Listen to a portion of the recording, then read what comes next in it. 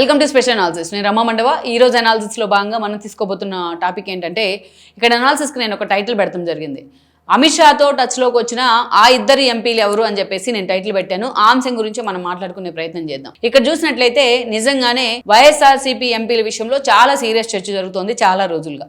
ఎందుకు చర్చ జరుగుతోంది అంటే, వైఎస్ఆర్సీపీలో ఇమడలేకో, వైఎస్ఆర్సీపీ నుంచి వాళ్ళకి వస్తున్న సఫికేషనో, లేకపోతే వేరే కారణాలు తమ భవిష్యత్తు మీద భయమో, ఇవన్నీ కూడా కొంతమందిని నిజంగానే ఇతర పార్టీల వైపు చూసేలా చేస్తూ ఉన్నాయి.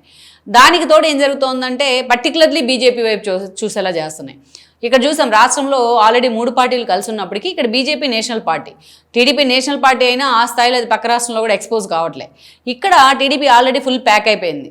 వేరే జనసేన విషయానికి వచ్చినట్టే జనసేన కూడా ఎప్పుడు కూడా పవన్ కళ్యాణ్ నేతల్ని తయారు చేసుకోవాలి, పక్క వాళ్ళని తీసుకోవడం కంటే అనే మాట ఎక్కువ చెప్తూ ఉంటారు. అలాగని చంద్రబాబు నాయుడు కాదని వైసీపీలో అసంతృప్తులను వాళ్ళ వ్యతిరేకులను తీసుకునే పరిస్థితి జనసేనలో కూడా లేదు. ఇక బీజేపీ వాళ్ళకి ఆప్షన్గా కనిపిస్తూ ఉంది చాలా మందికి. ఎందుకంటే తమ మీద ఉన్న కేసులు కావచ్చు, అదేవిధంగా తాము ఎదుర్కొంటున్న ప్రభుత్వం వైపు నుంచి ఎదుర్కొంటున్న సఫికేషన్ కావచ్చు, ఇవన్నీ ఒక కారణం అయితే ఆల్రెడీ చాలా మంది రాజ్యసభ సభ్యులు వైఎస్ఆర్సీపీ నుంచి ఏదైతే బీజేపీ జెండా కప్పుకునే ప్రయత్నం చేశారు. ఇక్కడ చూసాం మనం, ఏదైతే మోపిదేవి వెంకటరమణకు జగన్మోహన్ నిజంగానే టికెట్ ఇస్తే ఆయన ఓడిపోవడం జరిగింది 2019 ఎన్నికలు. అంతకుముందు కూడా టికెట్ ఇస్తే ఓడిపోయారు. ఆయన ఓడిపోయినా సరే అతనికి ఎమ్మెల్సీ ఇచ్చి అతనికి పిల్లి సుభాష్కి మళ్ళీ మంత్రిని చేశారు. సిఆర్డీఏ రద్దు సమయంలో కౌన్సిల్ రద్దు చేద్దామని జగన్మోహన్ రెడ్డి ఒక సంచలన నిర్ణయం తీసుకున్న సమయంలో ఆ రోజున మోపిదేవిను అండ్ పిల్లి ఇద్దరు కూడా రిజైన్ చేశారు తమ పదవులకి. వాళ్ళకి రాజ్యసభ ఇచ్చారు అనుకున్నట్టుగానే, ముందుగా మంచి పదవులు కూడా పోయినాయి, రాజ్యసభ ఇచ్చారు. కానీ అయినా సరే అలాంటి మోపిదేవి, ఎందుకంటే మొన్నటి ఎన్నికల్లో ఆయన రేపల్లి టికెట్ అడిగితే ఆయన ఇవ్వకుండా ఈపురు గణేష్ని తీసుకొచ్చి అక్కడ పెట్టాడు జగన్మోహన్ రెడ్డి. సో అది డైజెస్ట్ చేసుకోలేదు ఆయన. ఈరోజు పార్టీ అధికారం కోల్పోవడంతోనే మోపిదేవి బయటికి వెళ్ళిపోయారు. తన సీట్ తీసుకెళ్లి టీడీపీ ఖాతాలో ఇచ్చేశారు. అది తీసుకెళ్లి వాళ్ళు సానా సతీష్కి ఇచ్చేశారు. పిల్లి సుభాష్ ఒక్కడే ఈ రోజు నొక్కుపట్టుకొని పాపం, అది కూడా ఎన్నికల ముందు తన కొడుకు టికెట్ ఇవ్వను సుభాష్ కంటే ఆయన బెదిరించి భయపెట్టి జగన్మోహన్ రెడ్డి ఆ టికెట్ తీసుకున్నారు. ఈరోజు అందుకే ఆ గ్రాటిట్యూడ్ చూపిస్తా ఈరోజు ఆ పార్టీలో ఉన్నారు. కానీ లేకపోతే ఆయన కూడా ఎప్పుడూ వెళ్ళిపోయేవాళ్ళు. పార్టీలో ప్రభుత్వంలో నెంబర్ 2గా కొనసాగిన విజయసాయిరెడ్డి జగన్మోహన్ రెడ్డికి ఒక సలాం కొట్టేసి ఈరోజు బయటికి వెళ్ళి తన రాజ్యసభ సభ్యత్వాన్ని బీజేపీకి ఇస్తే అది పాకాల సత్యనారాయణ కూడా ఇవ్వడం జరిగింది. అలా బీసీ కృష్ణయ్య, ఏపీలో ఇంకెవ్వరు లేనట్టు బీసీ నేతలు ఎక్కడో తెలంగాణలో ఉన్న కృష్ణయ్యని తీసుకొచ్చి ఆ రోజు రాజ్యసభ టికెట్ ఇస్తే ఈరోజు అదే కృష్ణయ్య బీజేపీలో చేరి మళ్ళీ ఆ రాజ్యసభ సభ్యత్వాన్ని ఆయనే కంటిన్యూ చేసుకుంటా ఉన్నారు. టీడీపీ నుంచి వచ్చిన బీదా మస్తానరావుకి రాజ్యసభ ఇస్తే జగన్మోహన్ రెడ్డి, బీదా మస్తానరావు టీడీపీ జెండా కప్పుకొని తన స్థానాన్ని మళ్ళీ రిజైన్ చేసి మళ్ళీ ఆ స్థానాన్ని ఆయనే కంటిన్యూ అవుతా ఉన్నారు. చూడండి ఇలా ఎంతమంది రాజ్యసభ్యులు, ఒకప్పుడు ఎంత బలం ఉంది వైఎస్ఆర్సీపీకి రాజ్యసభలో, ఇప్పుడు ఎంత ఉందనేది మనం బేరీజ్ వేసుకుంటే అర్థమవుతుంది. ఇంకా నలుగురిది రేపు అయితే టెన్యూర్ కూడా పూర్తిగా వస్తూ ఉంది. సరే, ఇది పక్కన పెడితే ఈ రాజ్యసభ సభ్యులు వెళ్ళడం ద్వారా, చాలామంది బీజేపీలోకి వెళ్ళడం ద్వారా మిగతా వాళ్ళకు ఒక దారి చూపించినట్టు అయింది, ఒక మెసేజ్ ఇచ్చినట్టు అయింది ఈరోజు. అందుకే ఎస్పెషల్లీ ఎంపీలో కొంతమంది ఆ దిశగా ఆలోచన చేస్తున్నారని చెప్తా ఉన్నారు.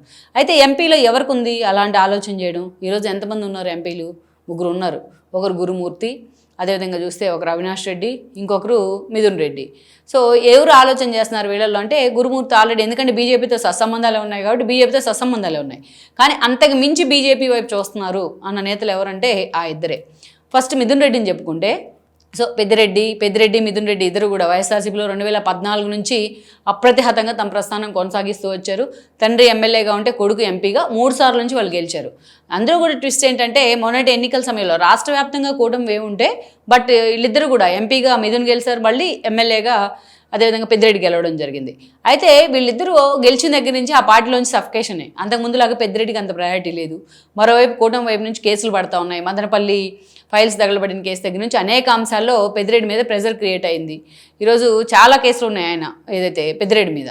ఇక మరోవైపు ఈ కేసులతోనే ఆయన సతమతం అవుతూ ఉంటే, మరోవైపు మిథున్ రెడ్డి లిక్కర్ స్కామ్ వ్యవహారంలో అరెస్ట్ అయ్యారు. 2వ పొలిటికల్ అరెస్ట్ అది చెవిరెడ్డి తర్వాత. సుదీర్ఘంగా జైల్లో ఉంటే బెయిల్ మీద ప్రస్తుతం బయటకు వచ్చారు. ఈరోజు జగన్మోహన్ రెడ్డి వైపు నుంచి మిగతా కేసులు అందరికీ ఈవీఎంస్ పగలగొట్టిన పిన్నెల్లికి, పార్టీ ఆఫీస్ తగలబెట్టిన వంశీకి, పార్టీ ఆఫీస్ మీద దాడికి వెళ్ళిన అవినాష్కి, ఏదైతే సోషల్ మీడియా సైకోగా ఉన్న వర్రా లాంటి వాళ్ళకి, లేకపోతే బోర్గడ్ అనిల్ లాంటి వాళ్ళకి, ఇలాంటి వాళ్ళకి జగన్మోహన్ రెడ్డి మద్దతిస్తారు. కానీ లిక్కర్ స్కామ్లో ఇరుక్కున్న చెవిరెడ్డి కోసమో లేకపోతే ఇతను ఎవరైతే మిథున్ రెడ్డి కోసమో జగన్ నిలబడాల, అది వాళ్ళకి సఫికేషన్గా ఉంది. ప్రభుత్వం వైపు నుంచి ఇన్ని కేసులు పడుతుంటే జగన్మోహన్ రెడ్డి మా కోసం అంతగా నిలబడలేదన్న ఆవేదన పెద్దిరెడ్డిలో ఉంది. అందుకే వాళ్ళు బీజేపీతో టచ్లో ఉన్నారు. ఎప్పటి నుంచో బీజేపీ వైపు చూస్తున్న ప్రచారం కూడా వాళ్ళ మీద ఉంది. అయితే దాన్ని ఎండార్స్ చేసే విధంగా ఇటీవలే మిథున్ రెడ్డి బర్త్డే రోజున అటు కేంద్ర మంత్రి గడ్కరీ లాంటి వాళ్ళు కూడా విషెస్ చెప్పడం, ఇది ఒక వింత అసలు నిజంగానే. సో లిక్కర్ స్కామ్లో ఇరుక్కున్న వ్యక్తికి బీజేపీ నుంచి విషెస్ రావడం అనేది. సో ఆ యాంగిల్లో మనం చూసుకున్నా సో మిథున్ రెడ్డి బీజేపీతో టచ్లో ఉన్నారు అనేది ఎప్పటి నుంచో జరుగుతున్న ప్రచారం. వాళ్ళ గ్రీన్ సిగ్నల్ ఇస్తే తన తండ్రి మీద కూడా కేసులు పూర్తి స్థాయిలో కొంత ఎగ్జామ్షన్ ఉంటుంది కాబట్టి అందుకే బీజేపీ వైపు చూస్తున్నారు తండ్రి కొడుకులు ఇద్దరు అని కూడా ఒక ప్రచారం జరుగుతోంది. వేరాజ్ ఇంకొక ఎంపీ ఎవరంటే అవినాష్ రెడ్డి. అవినాష్ రెడ్డికి ముఖ్యంగా ఇప్పుడు అవకాశం ఉంది. ఎందుకు ఉంది? అవినాష్ రెడ్డిని వివేకానంద రెడ్డి మర్డర్ కేసు అంశం వెంటాడుతూ వస్తోంది. మనం చూసాం ఏదైతే ఆల్మోస్ట్ పాపం సునీత 2019 ఎన్నికల్లో జగన్మోహన్ రెడ్డి ముఖ్యమంత్రి అయిన తర్వాత తనంతటా తానుగా ఎన్నికల ముందు అడిగిన సిబిఐ కన్సల్ట్ని వెనక్కి తీసుకున్నారు. అప్పుడు ఆమె రియలైజేషన్ అయింది అసలు ఎవరున్నారు దీని వెనక అనేది ఆమె క్లారిటీ వచ్చింది. అప్పటి నుంచి ఎక్కే గడప దిగే గడప తేడా లేకుండా పోరాటం చేసింది. ఈ క్రమంలోనే అవినాష్ తండ్రి భాస్కర్ అరెస్ట్ అయ్యాడు. భాస్కర్ రెడ్డి ఆయన అరెస్ట్ అయిన తర్వాత అవినాష్ అరెస్ట్ చేస్తుంది అనుకుందామా, పూర్తి స్థాయిలో అవినాష్ సిబిఐ కూడా అరెస్ట్ చేయడానికి వస్తే తన తల్లి ఆరోగ్యం పేరుతో డ్రామాలు ఆడి కర్నూలు హాస్పిటల్ దగ్గర సిబిఐ అధికారులను కూడా థ్రెటన్ చేసి బయటికి పంపించాడు అవినాష్ రెడ్డి. ఆ రోజు బీజేపీతో జగన్ పూర్తి స్థాయిలో సరెండర్ అయి ఉన్నారు కాబట్టి బీజేపీ ఫోల్డ్లో ఉన్నారు కాబట్టి బీజేపీ కూడా జగన్మోహన్ రెడ్డి మాటలు విని అవినాష్ రెడ్డిని హోల్డ్లో పెట్టింది అనేది ఒక ప్రచారం. దాంట్లో వాస్తవం కూడా ఉంది 100%. తర్వాత ఇక ఆమె అతను ఓడించాలని ట్రై చేసి షర్మిలకు మద్దతు ఇచ్చినా మొన్న అవినాషే గెలవడం జరిగింది. ఈ పరిణామాలన్నిటి తర్వాత ఇక ఓడిపోయారు కాబట్టి వివేకానంద కేసు స్ట్రైట్ అవుతుందని అందరూ అనుకున్నారు. బట్ ఆ కేసు మళ్ళీ కొట్టేసి మళ్ళీ పూర్తిస్థాయి ఎంక్వైరీ చేయాలని సుప్రీంకోర్టు చెప్పింది. మళ్ళీ ఎంక్వైరీలో కూడా ఎవరి ఇన్వాల్వ్మెంట్ ఏంది అని తేల్చలేక ఈరోజు ఆల్మోస్ట్ కేసు క్లోజింగ్ దశకు వచ్చిన పరిస్థితి. అయితే ఇప్పుడే సునీత ఒక కీలక నిర్ణయం తీసుకున్నారు. ఒకవైపు ఆమె కళ్ళ వెంట నీళ్లు పెట్టుకుంటేనే బాధితురాలను అయితే నన్ను నిందితురాలను చేశారని కన్నీళ్ళు పెట్టుకుంటానే పూర్తి ఆధారాలతో సహా మరోసారి కేసు వేసేందుకు రెడీ అవుతా ఉన్నారు. ఇంకోవైపు చూసినట్లయితే అటు టీడీపీ కూడా ఆమెకి పూర్తి స్థాయిలో మద్దతు ఇవ్వబోతా ఉంది. సునీత కేసులో ఇంప్లీడ్ అయ్యేందుకు కూడా అటు టీడీపీ సిద్ధమవుతూ ఉంది. ఇప్పటికే ఆవిడ చంద్రబాబు నాయుడు కలిశారు, పవన్ కళ్యాణ్ కలిశారు, అనితను కూడా కలవడం జరిగింది. సో అందుకే ఆమె పోరాటానికి మద్దతుగా వీళ్ళు కేసు వేయబోతా ఉన్నారు. గతంలో మనం చూస్తే ఇదే చంద్రబాబు నాయుడు చేతిలో కత్తి పెట్టి మరి ఆయనే నారాసు రక్త చరిత్ర అని ఫోటోలు వేశారు ఈ మర్డర్ సమయంలో 2019 ఎన్నికలకు ముందు జగన్మోహన్ రెడ్డి పేపర్లో. అందుకే టీడీపీ కూడా దీన్ని సీరియస్గా తీసుకుని సునీత పోరాటికి అండగా నిలవాలనుకుంటుంది. ఇదే జరిగితే ఈసారి అవినాష్ రెడ్డి అరెస్ట్ని ఎవరు కూడా ఆపలేరు. అందుకే మొత్తుకుంటా ఉన్నారు ఆయన. ఎప్పుడు మీడియా ముందుకు వచ్చినా నేను నరకం చూస్తూ ఉన్నాను, వివేకం కేసులో నన్ను ఏదైతే ముద్దాయిని చేస్తూ ఉన్నారని ఏడుస్తూ ఉన్నారు. ఈరోజు 100% ఆయనే ముద్దాయి, ఆధారాలతో సహా సునీత అన్ని బయట పెడతానే ఉంది. ఈరోజు ఇదే జరిగితే అవినాష్ రెడ్డి వెళ్ళిపోయినట్టే లోపలికి. ఈ సఫికేషన్ తీసుకోలేకే ఆయన పెందుల అండ్ దెన్ ఒంటిమిట్ట జెడ్పీటీసీ ఉప ఎన్నిక సమయంలో పూర్తి స్థాయిలో కాడి కింద పడేశాడు. జగన్మోహన్ రెడ్డి తిట్లకు కూడా కారణమయ్యారు. సో అలాంటి అవినాష్ కూడా ఈరోజు బీజేపీ వైపు చూస్తున్నారు.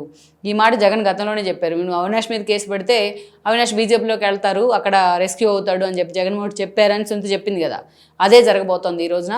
అందుకే అటు అవినాష్ కూడా ఆయన పెళ్లి రోజున కూడా గడ్కరీ శుభాకాంక్షలు చెప్పారు మొన్న. అంటే అటు అవినాష్ కానీ ఇటు ఏకంగా మిథున్ వీళ్ళిద్దరూ కూడా బీజేపీతో టచ్లో ఉన్నారనేది అయితే ఒక ప్రచారం నడుస్తూ ఉంది. సో వాళ్ళిద్దరూ ఏదైతే జగన్మోహన్ రెడ్డికి షాక్ ఇచ్చేలాగా బీజేపీ వైపు జంప్ చేసినా పెద్ద ఆశ్చర్యం లేదనేది ఒక ప్రచారం. లెట్స్ సీ మరి మొత్తానికైతే మాత్రం ఇది కేవలం ప్రచారంగానే మిగిలిపోతుందా, తమ కేసుల కోసమైనా వీళ్ళు ఆ దిశగా ఫోకస్ పెడతారా అన్నది మనం చూడాల్సి ఉంది.